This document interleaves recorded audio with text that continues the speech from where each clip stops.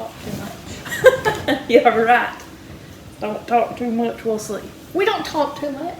We don't talk too much, but we talk a lot. We might talk too much sometimes. Could be either one. Welcome to our big world. I'm Courtney. Mallory. And today we're going to be doing another episode of Books on the Rocks. Or Book Wine Club, or whatever, because we're doing wine again. Because we have all this wine. Yep. You gotta drink all the wine. So, today we're going to be talking about Verity by Colleen Hoover.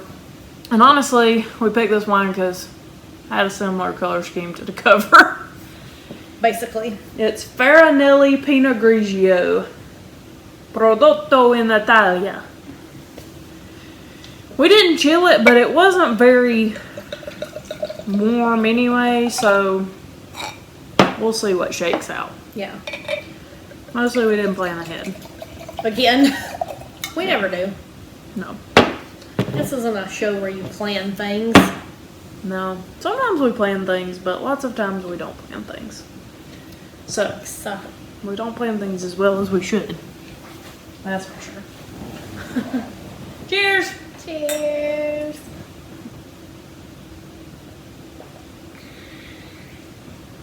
Ooh. It's very light. Very refreshing. Yeah. I like it. Me too. It has citrusy notes to me. Yeah, I was almost thinking, like, is it like a pear vibe or like a... I think it starts with like a citrus and finishes with like a pear. It's weird. But it's good. Yeah. Good. Okay. Verity by Colleen Hoover. Let me find my notes. This book is weird. Yeah. If you're new around here, what we're going to do is we're going to kind of do a general overview / how we felt about the book, and then we're going to really dive into a lot of it. And we'll give you a cue then, so if you haven't read the book and want to turn it off, you can. So this book was very strange, but I did really like it, and it really kept me reading. Like, it kept me up one night until I finished it. Oh, yeah. I think, I wasn't sure how it was going to be, but or how I was going to feel about the whole thing when we were done. Because all the way through, I'm just like, what? Yeah. But I'm like, it's so intriguing, even though it's like really disturbing. Yeah, it's and very really suspenseful. Yeah, it messes with your head too, kind of reading it. But I really liked it too. Like, yeah. And it was kind of, parts of it were just, to me, straight up creepy. Yeah. To where you were kind of like getting chills running down your spine a little bit. It was weird, but it was really good. So I guess it's really about a woman named Lowen, I guess is how you would say it. Yeah. Who is her publisher. She's an author, but she hasn't really written a whole lot, at least not lately. But her agent calls and they want to have a meeting and want her to write, I don't know if you call it ghostwriting. Yeah, basically ghostwrite. A series for a popular suspense author named Verity. Mm-hmm. Because she has had an accident and is not able to write currently and complete her contract. So she kind of goes to her office to try to go through her notes and ends up finding this unpublished manuscript that this woman wrote about her life. Yeah. And as she reads it, she gets more kind of disturbed and freaked out and can't decide whether or not to tell Verity's husband about this, about what she wrote. And because she's kind of starting to have feelings for him and doesn't really know, so she's trying to figure out, should I tell him and like it make me look better? Yeah. That's basically what it says in the back of the book. Yeah. And so then she kind of, because see, Verity's whole thing, this is really not a spoiler, but Verity's whole thing is kind of like, she has this really great series of books that's super duper popular, and Lowen has never been like a super mega star author. She's just kind of she's making a living at it, but that's about it.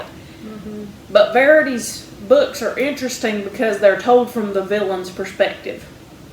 And so the whole time it keeps you guessing because you really have, first of all, it's told from two different points of view, Lowen's and Verity's, through flashbacks. But neither one of them are truly reliable narrators, which you'll find out over time, and we'll get into that when we get into the more spoilery section. So that's why you just really don't know what's going on. Yeah. Really the whole what's time. happening, what is real and what's not, until the end. Even at the end, I still didn't really know.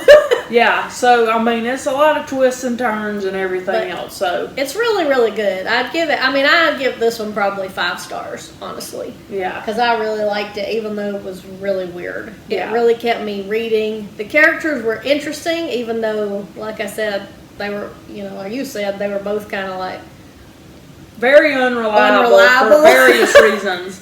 And so definitely read this book and then come back here and you can finish watching it if you haven't read this book already. What we're going to try to do also moving forward is we're going to try to, at the end of these episodes, tell you what the next book is that we're going to do a Books on the Rocks about. So that way you'll be a little more prepared before you show up. What's coming next? Yes. So now we are going to launch into full-fledged book. Here's what happened. Here were the characters. Here's what we thought. So if you haven't read the book and want to and not be spoiled, leave now. If you haven't read the book and want to be spoiled, stick around. If you read the book and want to hear our take, also stick around. Yes. If you haven't done any of those things, just stick around anyway. We need the views. Okay, so. Spoilers. From the very beginning, it was very easy to tell that this was going to be crazy. Because almost in the very first scene, I guess, when Lowen's going to her meeting, she gets hit. This guy gets hit by a car. Yeah. Right in front of her, and literally gets, his blood gets on her. Yeah. And ruins her shirt. Yeah. And so then this what? She goes into the bathroom with this stranger, and she's kind of shell shocked, but kind of not. Yeah. So he gives her his shirt, and then they kind of have this weird conversation about where, of course, she's kind of a little bit in shock of what just happened. Right. And he makes some kind of comment about how he, it's not the worst thing that's ever happened to him. Yeah, so she's like, what do you mean? And he said, I carried my 8-year-old's body out of the lake earlier, a few months ago. And she's like, oh my God. And then she kind of says how her mom died, even though it's not the same thing. And they it's a weird bonding moment for people that don't know each other. And yeah. We wonder why he was so nice to her, I guess. Yeah. She wonders, because most everybody else just kind of went about their business. Yeah. Nobody ever even really cared that somebody was dead in the street, except for him and her. Yeah. So then she goes on to the meeting, which is where she is slated to meet with her agent to find out about ghostwriting this series for Verity. And she's supposed to meet with her agent and the publishing house for Verity, I think. And Verity's husband, Jeremy, which turns out to be the guy from the bathroom that gave her his shirt. Yeah. So they basically say, Verity's been in this horrible accident. She is basically all but in a vegetative state, but we know she has all these notes in her house somewhere. So we think you can use those and, I think Jeremy even says something like, Verity had read your work before and mentioned you, and that's when I wanted you to do it. Because, she doesn't want to do it because she doesn't want to be in the spotlight. Right. And Jeremy kind of begs her. He says, she really loves your book. Yeah. So, even though, turns out, she didn't. No. Turns out Jeremy was the one who liked her book. Yeah. But didn't think that would convince her. Yeah. To do it. So, she ends up agreeing to do it primarily because of Jeremy and the whole, the people leave the room. Jeremy basically says he wants to talk to her alone. And then he basically tells her, ask them for more money, ask them to use a pen name, tell them all this stuff so that you get exactly what you want. Yeah, you don't have to be in the spotlight. Yeah. So she does that, and they agree to it because basically Jeremy's already told her they'll agree to it. Mm-hmm. And then she's ending up having to go stay at their house. And he's like, you can just come stay here while you're going through all of our stuff because I don't know where to begin looking. And it may take you a while. So she's thinking she's going to be there like a night or two to just find the notes, get them, and leave and go home.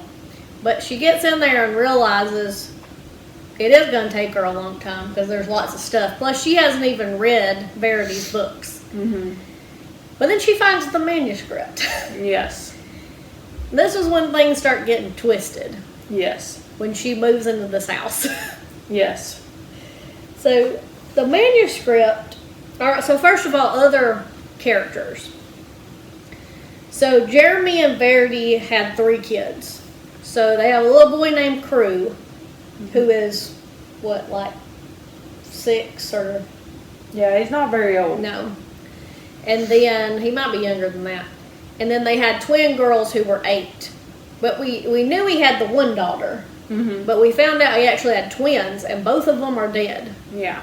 So their names were Harper and Chasten, Yeah. I guess was how you said it. Mm-hmm. So Harper had a form of autism, and then Chasten had a scar on her face, which is important, and also a peanut allergy. Yeah. And it turns out that Chasten had an allergic reaction to peanuts, which is how she died, like a year ago. And then Harper had drowned. Yeah.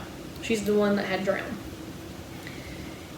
And then April is Verity's nurse. That she has 2 nurses, but that's the one. I don't know the other one's name. No. April was the one that was there. Oh. She kind of was turned her nose up from, I don't know, I guess from the beginning when Lowen moved in, she was kind of like, almost like she thought there was something going on with her and Jeremy. Yeah. And she was very disapproving and not afraid to show it. Right. Yeah.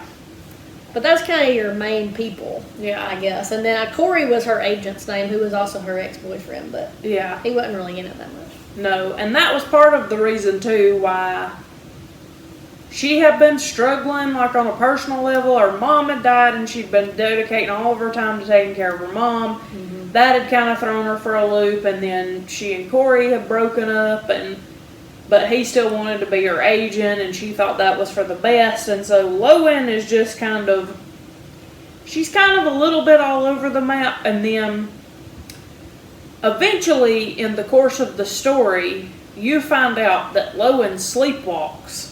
Yes. And does things that she doesn't know about when she sleepwalks. So when she eventually decides that she's going to move into the house, because it's going to take her a while, she asks Jeremy to outfit a lock on the outside of her door so that he can lock her in. Yeah. So that she can't go out in the middle of the night. And that's kind of the main sticking point for me, to where that's when I started distrusting her memories and accounts of things. Yeah, like, is everything she's saying actually happening? Or is it she's imagining it, I guess? Because she's not in a great place either. Right. Mentally in her life. Yeah. And she's also, which kind of makes it a little bit worse, I guess, is Jeremy puts her in the master bedroom. Yes. Because they're keeping Verity upstairs now. Mm-hmm. And so he's been sleeping upstairs closer to their son. Yeah. So nobody's been in the master bedroom. So now she's like sleeping in this woman's bed in addition to like going through her whole office and then reading about her life. Yeah, and this autobiography that Verity has written spares no detail. No. It is extremely graphic. It starts off just being about like how she met Jeremy. Yeah. And like their relationship and really graphic details about their sex life. Yeah. But also how basically, she lied her way into the event where she met Jeremy. Then she lied about who she was. Then she just kept lying and lying. And so basically, she was kind of living fake it till you make it. Yeah. And that you could get the sense she was becoming more obsessed with Jeremy. And Yes. she even admits it.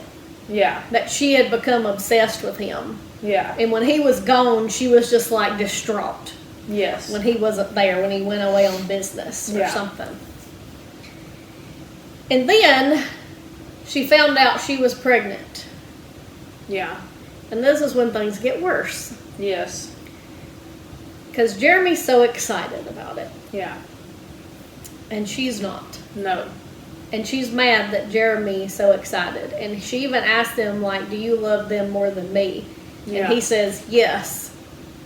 That's what you're supposed to do, basically. Yeah. And she's like, yeah, I mean, like, and it goes into real graphic detail about how she tried to get rid of the kids before they got there. yeah, may have resulted in the scar on the one kid's face. Yeah, she because says. she basically tried to abort them herself. Yeah, with like a hanger. Yeah, and she tried other things. Basically, she tried to kill them before they even got here. Yeah, like she kept drinking and taking pills and doing all the stuff to try and kill them. But it didn't work. And they were born. And she kind of then, when Jeremy went back to work, she would just put them in their room and lock the door and turn off the baby monitors and go to sleep and ignore them all day until right before time for him to come home. And she'd get up and feed them and bathe them and stuff. Yeah. And then, not long after they got there, she somehow got convinced that Harper was going to kill Chasten. Yes. Some way or another. And then she like got obsessed with this idea, and she finally got protective. Only of Chasten. Yes. Because she hated Harper. So then she was trying to figure out a way to kill Harper before she could kill Chasten. Yes. Even though also that was never going to happen. Yeah. But in her mind it was. And she did try to kill baby Harper. Yes. By like sticking her fingers down her throat and trying to choke her to death, basically, without leaving marks. Yeah. But Jeremy walked in, and she was like, "Oh, I was just helping, you know." Yeah. So then they end up going to a sleepover when they're a little older. Harper and Chasten do. And they normally, when they went to a sleepover or anything like that, Jeremy really didn't like them to go to them anyway. But he would always be super diligent about making sure that they knew about Chasten's nut allergy and all that stuff. Yeah. And then that night, though, the kids snuck into the kitchen. Yeah. And without the parents knowing or anything now. And Chasten ate something with peanuts in it or something. Yeah. And ended up dying from anaphylactic shock. But then, of course, Verity becomes convinced that Harper played a hand in it. Yeah. So not long after that, it's when she took Crew and Harper out on this boat and turned it over on purpose and took Crew to shore and left Harper To drown. to drown. Yeah. And then acted like she was trying to save her, but not really. Yeah. And so then by the time Jeremy got back, she was already dead. Yeah. And there's parts where she mentions that Jeremy would get mad at her because he felt like she was treating Harper differently. Yeah. And she had ended up getting pregnant with Crew on purpose because she thought that Jeremy was losing interest in her and he was the most interested in her when she was pregnant with the twins. Yeah. So then, after that happens, I think that she decides that, I can't fully remember, but after all that happens, I think she starts thinking that Jeremy's suspicious of her. Yeah. So she drives herself into a tree. Yeah, because like at the end of the manuscript thing, she was talking about how she thought that, because whenever Chasten died, that Jeremy had eventually, like, they had to comfort each other. So she Yeah. thought, well, if the other one dies, it'll happen again. But Yeah. instead, it made him pull further away. Yeah. And so she had kind of ended the manuscript with, I hope he reads this someday and sees how much I loved him. And, like, I think things will be okay, but if they're not, I might as well just drive into a tree. Which is what happened. We already know that's what happened. That's how she ended up like she is now. Yeah. So, with all that, all throughout the book, Lowen is reading this in the midst of trying to write the book and getting to know Jeremy. Mm-hmm. So just keep that in mind. All of that happens, we find out slowly throughout. Yeah. So in the meantime, when Lowen is supposed to be doing all this research, first of all, very little research and writing on the series is getting done at all. No. But also, of course, Jeremy goes off during the day to work or whatever, and Crew's not there, and sometimes Crew is there. But also, Lowen will be working or reading, and so, like, one day she's out on the porch reading, and, like, when she turns around, she sees Verity standing in the window. Verity, who is basically a vegetable. Yes. Okay, in a vegetative state, cannot move. She literally, like, they have to feed her, so she must be able to do some things reflexively, because they still feed her regular food. But she can't move her body. No. She can't speak, nothing. So she thinks she sees Verity in the window, and she's like, oh my gosh. Well, so then, like, over the course of the book, though, she's like, that didn't happen. Yeah. Well, then, something else. So then she's, like, on the couch, and she turns around, and, like, Verity has come down the stairs. Yeah, like she sees, because Jeremy, you can tell, kind of starts having feelings for her, too. Right.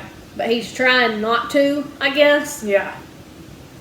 But when he talks about his wife, he's like, Lowen thinks, he seems angry that she tried to kill herself. Because he thinks she tried to kill herself. Yeah. And he's mad because he just lost both of his daughters. Right. So anyway, at one point, they actually start making out. And that's when she looks up and sees Verity on the stairs. Yeah. But by the time Jeremy looks, she's not there. Right. And he's like, stop that, she's not there. Yeah. There's no way she could be there. No. She wouldn't, And I think he sort of still kind of thinks, like, she wouldn't do this to Crew. Like, what does she have to gain from, like, By faking it. By faking it. And so then, one night, I think they end up, Lowen ends up sleepwalking and leaves her room and ends up in bed with Verity. Yeah, she wakes up in bed with her. Yeah. And freaks out, of course. Who wouldn't? And that's when she tells Jeremy about the sleepwalking. Yeah. Because I think at first she had asked for a lock for the inside of her room, and Jeremy thought it's because she was afraid of him. Yeah. And she's like, I was trying to keep myself in. So then he decides to put a lock on the outside of the room. Yeah. And just lock up when she goes to bed and unlock before she gets up. Yeah. Or she can text him to come unlock at any time. Yeah. So, they continue to where they keep falling for each other. So eventually, of course, and two, she's kind of becoming obsessed with Jeremy based on Verity's descriptions in the book. Yeah, like, because Jeremy's painted to be like this really great guy. Yeah. But Verity, like, if you were you were looking at it from a normal perspective, not an obsessive perspective. Yeah. Like, he seems like this normal great guy, and she seems like this terrible person. Right. So she's falling more for Jeremy, I think, based on what's written about him. Yeah. In addition to being in the same house as him. And so eventually they, throw all caution to the wind and end up sleeping together. Yeah. And, then Lowen actually ends up pregnant as well. Yeah. And, really, she made sure she ended up pregnant after they started sleeping together. This was the part that got, like, really... I mean, you could tell Lowen wasn't the most stable character. Right. But after that, when she said, I'm going to tilt my hips up and make sure that he has another chance at a normal baby, and I'm like, all right, this is weird behavior. Y'all Yes. have not known each other that long. Yeah. This is like the second time you've slept together. This is weird. Yeah. Okay? Now you're being weird. Yeah. And so then, eventually, I think she really kind of starts spiraling too. Of course, she basically following the same path as Verity, except for not being like evil to the core. Yeah, like she sets up the baby or like a baby monitor or something in Verity's room, like a camera, so she can watch her from the office Yeah. to like prove that she's getting up. Yeah. And one time she goes in there and sees Verity on the floor, on her hands and knees. Yeah. And she runs upstairs and she's in bed like she's never moved. Yeah. So all this keeps happening throughout the book, and you're like, is this really happening, or is Lowen losing her mind? Yeah, because you're like, I mean, it's creepy. Yeah. Because too, of course, you've got this character that's like literally killed her kids. Yeah. And then, or kid. And then like, then you don't know if she's stalking this poor girl who may or may not be losing it. And I wrote this down in one part. Because Crew spends a lot of time in Verity's room, and Yeah. he makes these weird comments that also make Lowen think that Verity talks to him, because Yeah. he's a little kid. yeah. Because one time she goes in and his chin is cut, Mm-hmm. and so he won't talk about it or anything. And it almost to me, like I was like, did Verity hurt him, threatening him, like Yeah. don't tell them anything, Right. or did he really hurt himself by accident Yeah. on this knife? Yeah. Because he ends up having to go get stitches, I think, Yeah. and that's when Jeremy takes him and leaves her, and he's like, you have to stay with Verity because the nurse isn't here. Yeah, And she's because I like- think he said he found the knife in Verity's room, I think. Yeah. And accidentally fell on it. But yeah, he'll talk about how his mom. He bit the knife. That's why he had to go to the emergency room, wasn't it? He actually, because Lowen was asking him what was up, and he bit down on it. And that's why he ended up having to go. Oh, maybe so. Because I wrote the question, why did he bite the knife? And why did he seem afraid when Lowen was trying to get him to talk about his mama? Oh, yeah, I don't know. That's what made me think that she was threatening him, Yeah. not to say anything. But see, he also keeps saying stuff like his mom told him things, like she said. And so eventually it gets to the point where Lowen is so freaked out about this whole thing. So she gives the manuscript to Jeremy. Yeah. And he reads the whole thing, and then he's convinced that she's faking it. She's done all this stuff. So they go upstairs to confront her, and of course he's like screaming at her, and they're all screaming and all this stuff, and like Verity's just still laying there. Yeah. Doesn't move or anything. And then Because he keeps saying, he's like, you have to stop, I don't know if he's Yeah. like trying to threaten her, and finally she's like, I had to. yeah, Verity. yeah, And then Jeremy loses his crap and starts choking the life out of Verity. yeah.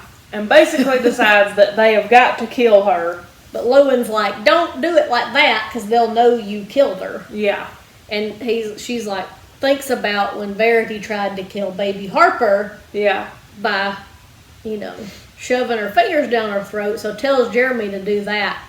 And he does. and she dies. And kills Verity. Yeah, And then they, I guess, kind of get away with it. Like they say we came up and she had just choked. And everybody believed them because everybody thought she was, Yeah, And then it kind of goes to where it skips forward. You find out Lowen's pregnant, that they're together, that Jeremy's selling this house, and they're going to move somewhere else to start this new family. But so they go back to the house to finish cleaning it out.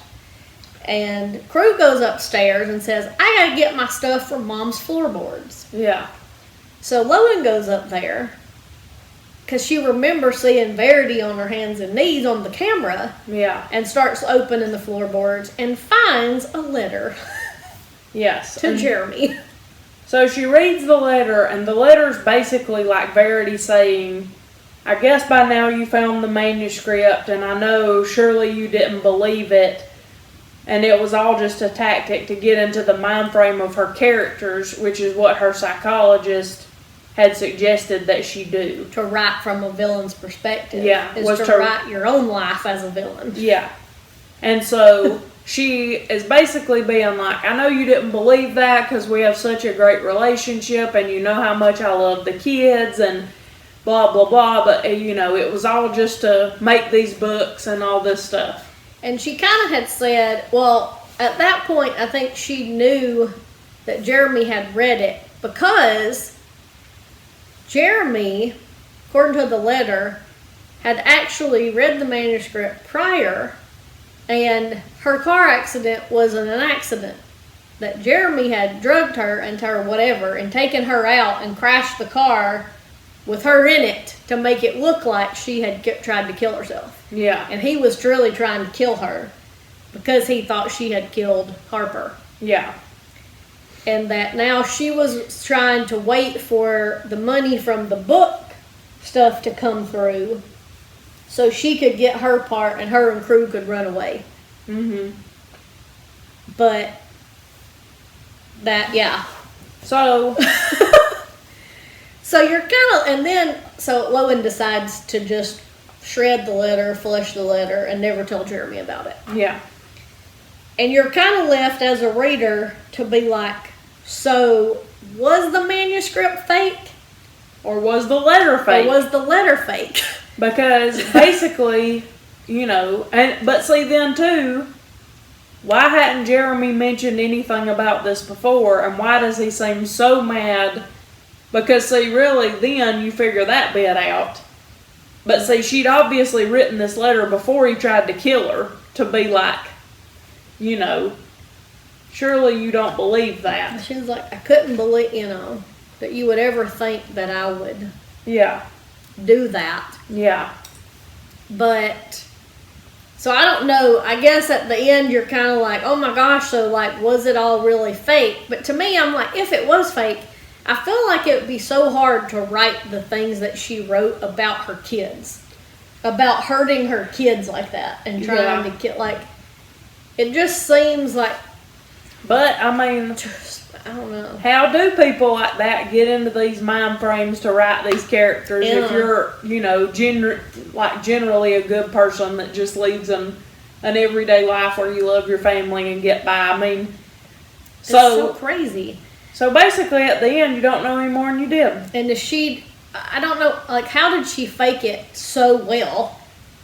Yeah. That she trained herself so well not to react when people, like, screamed at her or dropped things. Or because Lowen was, like, trying to, like, startle her to make her move, and she didn't. No. So then, I don't know, I guess at the very end, I don't know. We really don't know what was real. So did they kill an innocent woman? Or did they kill the woman who killed her kid? You don't know. You just really don't know. And despite that, it's a really good book. Yeah. Like that, you know, that was basically most of my notes. Yeah. Was just like... Yeah, because like we said, the whole way through, Verity's not a reliable narrator because, you know, you think, well, she's lied this whole time. Yeah. But then, and see, the whole thing is she professes in her memoir or whatever, autobiography, that she basically lied her way through everything. Yeah. And then she's definitely been faking somehow this whole situation. So what's really true? Yeah, but then Lowen's also not stable, so you're like, I don't even know what's real. And then she's trying to get with Jeremy, so like... Yeah, so she's biased a little bit. So anyway, I don't know. Me neither. At the end of the day, I don't really know what was real and what wasn't, but all I know was a very bizarre book. Yeah. But it did keep you hooked the whole time. Yeah. And I really liked it. So yeah. Now I looked up some of her other books. And I know she has a few more that were really popular, but I feel like they're also like I don't know that any of them are suspense like this one. Yeah, I think same. they're like about tragic, like people, regular, Yeah. everyday. Some of our stuff seemed more Nicholas Sparksy. Because one of the ones I read about, it was kind of made it sound like this woman was dealing with like abuse and stuff, and she was trying to get her daughter away from it. Yeah. I don't know. She did I think that was one of the more popular books. I've seen it on other lists and some of those book people I follow on Instagram. Well, So if you've read any of her other books, let us know if you liked them. I bought at least one And if they were more weird. that we can read. I can't remember what it was, but yeah. I don't know, this is the first book we've read of Colleen Hoover, so we'll let you know if we read any more of her books, but definitely recommend this one. Definitely read it. Maybe start reading it on a weekend just in case. Yeah, because you might stay up till 2 a.m. Yeah. reading it like we did. Yeah. Next book's On the Rocks. Spoiler alert by Olivia Dade. So definitely very different from Verity. Yes. A little lighthearted chick lit rom-com with a little Game of Thrones Yep. type of stuff Fandom. thrown in. Yeah. Fandom, geeky, body positivity. Yep. That sounds like your thing. Come back for that video. Yeah. So we'll see you the next time. Bye. Bye.